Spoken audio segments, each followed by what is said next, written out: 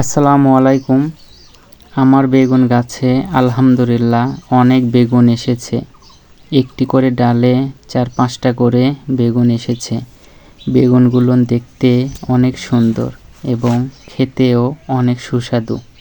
সাধারণত দোআঁশ বা এঁটেল মাটিতে বেগুন সবথেকে বেশি ভালো হয়ে থাকে। তাছাড়াও জমিতে পর্যাপ্ত সূর্যালোক এবং জল নিষ্কাশনের ভালো ব্যবস্থা থাকতে হবে, তাহলেই বেগুন গাছে অনেক বেগুন আসবে।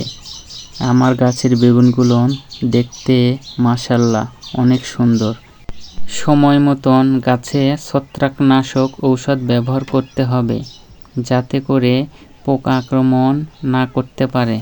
আর একটু খেয়াল করে দেখেন, আমি আপনাদেরকে একটু জুম করে দেখাবো আমার বেগুন গাছের বেগুন আসলে কতটা সুন্দর সাইজে এসেছে। মাশাআল্লাহ, আমার বেগুন গাছে অনেক বেগুন এসেছে।